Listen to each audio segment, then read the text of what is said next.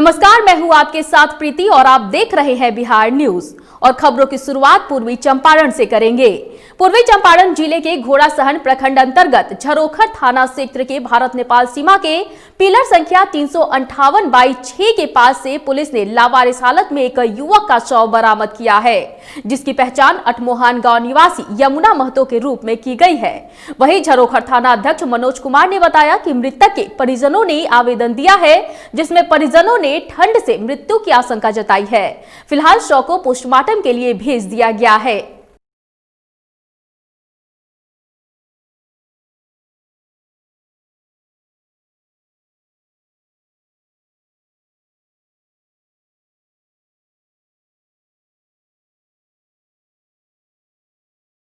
कांग्रेस विधानमंडल दल के नेता और भागलपुर विधायक अजीत शर्मा ने किसान आंदोलन को लेकर कांग्रेस पार्टी को जिम्मेदार ठहराए जाने पर केंद्र सरकार पर जमकर निशाना साधते हुए किसानों को देश की अर्थव्यवस्था का ऋण बताया है।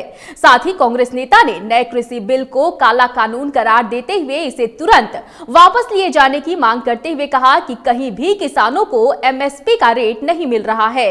साथ ही कांग्रेस विधानमंडल दल के नेता ने बिहार में अब तक मंत्रिमंडल का विस्तार नहीं किए जाने को लेकर बिहार सरकार पर तंज कसा है।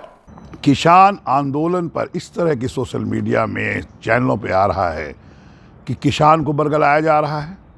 बिल्कुल गलत बात है। किसान जो कानून लाए गए हैं वो गलत है। आप बताइए ना, कहाँ मिल रहा है एमएसपी का रेट किसानों को? 2014 में उन्होंने कहा था किसानों की आय दुगनी तिगुनी की जाएगी। क्या प्रधानमंत्री ने आज तक कुछ किसानों के लिए किया? और किसान अर्थव्यवस्था की रीढ़ होती है। अभी देख रहे थे चैनलों पे कि ये कांग्रेस पार्टी उसको समर्थन दे के अर्थव्यवस्था चरमरा रही है। कहाँ ये सब बातें भारतीय जनता पार्टी के लोग और कर रहे हैं?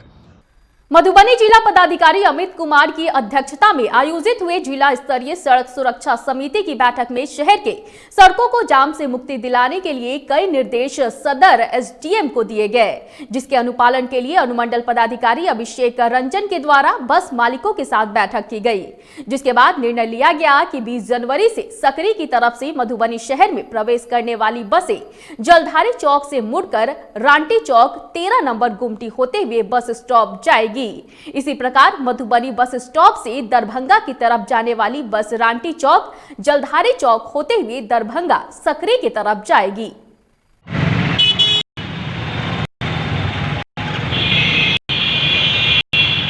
उधर जिला अधिकारी और बेनीपट्टी एसडीएम के निर्देश के आलोक में अरेर थाना परिसर में शराब का वनिष्ठीकरण किया गया। दंडाधिकारी सह सीओ पल्लवी कुमारी गुप्ता की उपस्थिति में थाना पुलिस द्वारा 12 कांडों के देसी विदेशी शराब को जेसीबी मशीन से नष्ट कर थाना के एक कोने में जमींदोज किया गया। अरेर के एसएचओ राजकिशोर कुमार ने बताया कि वरीय अधिकारियों के निर्देश के आलोक में 12 कांडों के 504 लीटर नेपाली देसी और 1044 लीटर विदेशी शराब को विनिष्ट किया गया है।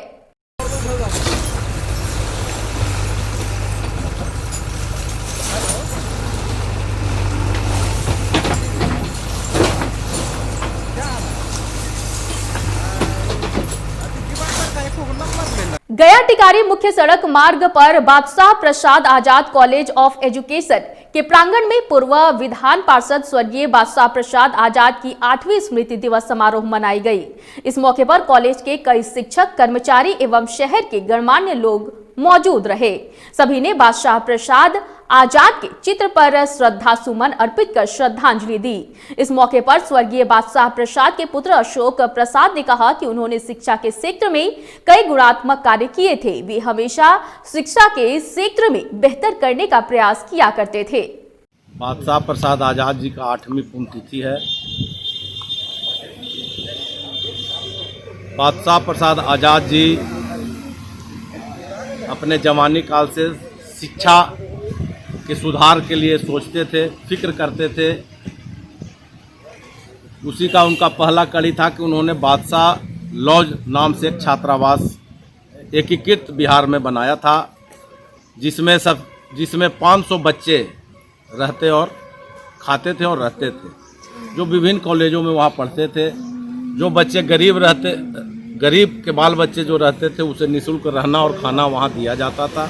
भाजपा से राज्यसभा के पूर्व सांसद आर.के. सिन्हा ने एक बयान जारी करते हुए कहा है कि वो जदयू के राष्ट्रीय अध्यक्ष आर.सी.पी. सिंह के उस बयान का पूर्ण रूप से समर्थन करते हैं जिसमें उन्होंने कहा था कि किसी भी विरोधी दल के नेता द्वारा वर्तमान निर्वाचित सरकार पर किसी प्रकार के अनर्गल आरोप लगाने के पूर्व यह देख लेना चाहिए कि पिछली सरकारों ने क्या किया है। वहीं उन्होंने नेशनल क्राइम रिकॉर्ड ब्यूरो में छपे आंकड़ों का जिक्र करते हुए कहा कि यदि इस रिकॉर्ड को देख लिया जाए तो पता चल जाएगा कि अभी की सरकार में अपराध का आंकड़ा क्या है और पिछली सरकारों के समय यह आंकड़ा क्या था।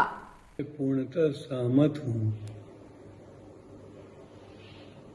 किसी भी विरोधी नेता द्वारा वर्तमान सरकार पर आरोप लगाने के पूर्व घटना पटना गया रेलखंड के जट डुमरी हाल्ट का है, जहां ट्रेन से गिरकर एक व्यक्ति की घटना स्थल पर ही मौत हो गई। मृतक की पहचान बिंदु के रूप में हुई है, जो जहानाबाद जिले के पलिया गांव का रहने वाला था। फिलहाल तारेगना रेल पीपी शॉ को कब्जे में लेकर पोस्टमार्टम के लिए पीएमसीएच भेज दिया है। कौन थे? क्या नाम था उनका? बिंदु जी। कहाँ घर हुआ था इनका? पालिया घर था। ये मृतक कौन थे? मृतक कौन थे? पति। कहाँ जा रहे थे? पटना। तो कैसे घटना किससे घटी? ट्रेन से कट गए। कौन ट्रेन से पता है? कौन लगते थे? जीजा जी थे। कैसे घटना घटी? ट्रेन से गिर गए। घटना की सूचना आपको कैसे मिली? सर कॉल आया, उनको मोबाइल से कॉल किया पब्लिक। गए थे हमारा बड़ा गोतनी। अच्छा। तब मंजिल 9 बजे रात में उठा, 5 बजे लोग लाश जरा के आए तो थोड़ा देर आराम किया। वही जा रहे थे पटना की, तुम रहो हम जा रहे हैं। वही ट्रेन से गिर गए हैं सर। रात भर नहीं सोए हुए, झुक गए हो गए। क्या नाम था इनका? बिंदु जी नाम है। ये मृतक कौन लगते थे आपके? नंदोसी। क्या नाम था इनका? बिंदुल जी। कैसे घटना घटी? ट्रेन से। ट्रेन से क्या हुआ? ट्रेन से गिर गए। अच्छा ये बताइए, ये घटना की सूचना आप लोगों को कैसे मिली? पब्लिक कोई दिए, फोन लिए हुए थे पास में। अच्छा। तो पब्लिक फोन निकाल के फोन किए नंबर से। मतलब फोन के माध्यम से सूचना मिली आपको? हाँ, सूचना। कहाँ जा रहे थे ये? पटना जा रहे थे। जनसंख्या नियंत्रण के मुद्दे पर सर्वोच्च न्यायालय के निर्देश के आलोक में भारत सरकार द्वारा मिशन परिवार विकास अभियान की शुरुआत की गई है। यह अभियान सहरसा जिले में 14 जनवरी से शुरू हो चुकी है, जो 31 मार्च तक चलेगी। वहीं इस बात की जानकारी civil surgeon doctor Avdhesh Kumar ने दी है। मौके पर सिविल सर्जन ने बताया कि अभियान के दौरान आमजन में जागरूकता लाने के लिए सही उम्र में शादी के बाद कम से कम 2 साल के बाद पहला बच्चा, 2 बच्चों में कम से कम 3 साल का अंतराल व प्रसव के बाद या गर्भपात के बाद परिवार नियोजन के स्थायी एवं अस्थायी साधनों पर जोर दिया जाएगा। ये परिवार कल्याण को टोटल TFR को घटाने के लिए और पॉपुलेशन को लिमिट करने के लिए ये बहुत ज़्यादा ज़रूरी था, क्योंकि कोविड के कारण हम लोग और ये इस साल का अचीवमेंट नहीं कर पाए हैं और बहुत सारे लोग परिवार कल्याण के कार्यों से वंचित रह गए हैं। इसीलिए ये सेंसिटाइजेशन के लिए मीडिया कार्यशाला का आयोजन किया गया है और हम समझते हैं कि ये लोगों में प्रचार प्रसार का एक अच्छा माध्यम होगा, क्योंकि खबर वैशाली के भगवानपुर से है, जहां वारिसपुर में NH-22 पर अर्धनग्न अवस्था में एक व्यक्ति का शव बरामद किया गया। मृतक का कपड़ा पास के खेत में पाए जाने से व्यक्ति की हत्या कर सड़क किनारे फेंके जाने की आशंका जाहिर की जा रही है। वहीं आधार कार्ड से मृतक की पहचान बेगूसराय के रहने वाले यदुनंदन राम के रूप में की गई है। हालांकि अभी तक हत्या के कारणों का पता नहीं चल सका है। वहीं ग्रामीणों की सूचना पर मौके पर पहुंची पुलिस ने शव को अपने कब्जे में लेकर पोस्टमार्टम के लिए सदर अस्पताल भेज दिया है। सुबह हम देखे थे। कहाँ पे? अथी के सामने कथी कहते हैं, हमारे मंडी के ठीक सामने। सुबह में जब हम 8 बजे आए यहाँ पर तो हम देखे यहाँ पर बीच में पड़ा हुआ था। छोटे बाबू थे। तो ये कपड़ा उपड़ा कहाँ पर मिला इसका? कपड़ा तो नीचे बिका हुआ है। कपड़ा नीचे ड्राइवर लग रहा है। अभी तो हम नहीं बताएंगे, जानकारी है ना। हम यहाँ मंडी से कपड़ा इसका नीचे में याद के रूट पर पड़ा हुआ है। हम लोग आए देखे कि इसमें गाड़ी उड़ी चढ़कर निकला हुआ था। देखने से लगता है कि ट्रक से या बस से दुर्घटना हुई है। एक आधार कार्ड मिला है, उसका सत्यापन किया जाएगा। कहाँ का है? बेगूसराय के? बेगूसराय पता नहीं।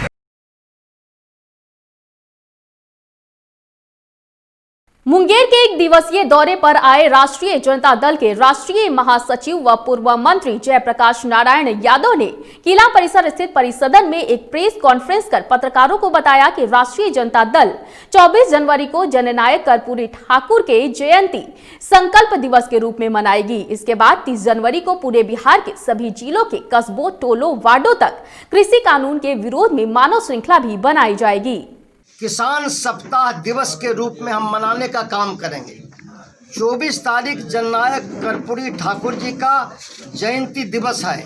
उस दिन हम शपथ खाएंगे, संकल्प लेंगे कि किसानों की लड़ाई में जहां हमारी हिस्सेदारी है, वहीं 30 तारीख को राष्ट्रपिता महात्मा गांधी के शहादत दिवस के अवसर पर राष्ट्रीय जनता दल परिवार संपूर्ण बिहार में और जो है संपूर्ण जो है प्रदेश के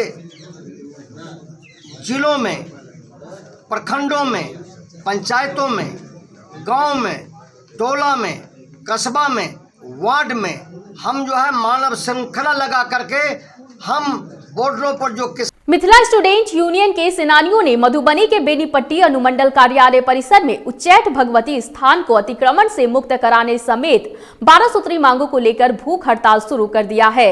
एमएसयू के अंकित कुमार ने मांग के निदान को लेकर भूख हड़ताल किया है। एमएसयू के पूर्व बिहार प्रभारी व मिथिलावादी पार्टी के जिला अध्यक्ष विवेक रॉय ने बताया कि प्रशासन हो या जनप्रतिनिधि बेनीपट्टी के समस्या के प्रति कोई गंभीर नहीं है, जिसके कारण लगातार समस्या बढ़ रही है, जिसका समाधान कोई करना ही नहीं चाह रहा है। बेनीपट्टी के जनहित के 11 सूत्री मांग के लकर हम सब मिथिला स्टूडेंट यूनियन के सेनानी निश्चय के संग बैसल छी। जाबे तक हमर सबक मांग पूरा नहीं हेते ताबे तक हम सब उठब नहीं। बेनीपट्टी में लोकतंत्र के आवाज नालंदा फुटपाथ अधिकार मंच द्वारा राष्ट्रीय वेंडर्स दिवस के मौके पर राजगीर कुंड क्षेत्र में समारोह का आयोजन किया गया, जिसमें मुख्य अतिथि के रूप में जदयू की विधान पार्षद रीना यादव के अलावा कई बुद्धिजीवी लोगों ने हिस्सा लिया। इस मौके पर विधान पार्षद रीना यादव ने कहा कि सरकार के द्वारा फुटपाथ दुकानदारों के लिए अनेकों योजनाओं को लागू किया गया है, ताकि उनकी जो आर्थिक स्थिति है वह मजबूत हो सके। आज राष्ट्रीय वेंडर दिवस है और हम लोग यहाँ पे उपस्थित हुए हैं वेंडर्स के बीच में, और मेरी अपनी तरफ से उनको पहले तो नववर्ष की शुभकामनाएं हैं। और साथ ही साथ आप लोग सभी को पता है कि किस तरह से हम लोग जो है कोरोना संक्रमण काल से जूझ रहे थे, और कोरोना संक्रमण काल में जो हमारे जो छोटे फुटकर विक्रेता हैं वो किस तरह से इससे प्रभावित हुए थे, बेरोजगारी के चरम सीमा को प्राप्त हो रहे थे, बहुत सारी मुश्किलों को सामना करना पड़ा था। लेकिन नव वर्ष में मैं खुशी जाहिर करना चाहूँगी कि अभी वैक्सीन के द्वारा जो है वो कोरोना का जो संक्रमण था अब शायद वो खत्म हो जाए, और जो बेरोजगारी की जो सीमा थी वो भी धीरे धीरे समाप्त हो जाएगी, जो समस्याएं थी वो भी समाप्त हो जाएंगी। भागलपुर के पुलिस जिला नवगछिया के झंडापुर थाना क्षेत्र के ओलियाबाद में हुए भीषण डकैती का पुलिस ने उद्भेदन करते हुए 5 अपराधियों को हथियार और लूटे गए सामान के साथ धर दबोचा है। भागलपुर प्रक्षेत्र के डीआईजी सुजीत कुमार ने नवगछिया एसपी कार्यालय में प्रेस कॉन्फ्रेंस आयोजित कर बताया कि नवगछिया पुलिस ने 3 दिनों के अंदर लाखों रुपए डकैती के मामले का उद्भेदन करते हुए इस कांड में शामिल 5 अपराधियों को हथियार और लूटे गए रुपए के साथ ही जेवर के साथ ही धर दबोचा है। विस्तार में पूछताछ करने के बाद जो भी जानकारी आई उसका सत्यापन किया गया, और सत्यापन के दौरान हम लोगों ने कुछ घटना में शामिल अपराध कर्मियों की गिरफ्तारी की और उनके पास से लगभग डकैती किए गए कांड को 48 घंटे के अंदर सारी बरामदगी, सारे लोगों की गिरफ्तारी सुनिश्चित की। इस वक्त की खबरों में फिलहाल इतना ही। मुझे दीजिए इजाजत, लेकिन देखते रहिए बिहार न्यूज। नमस्कार।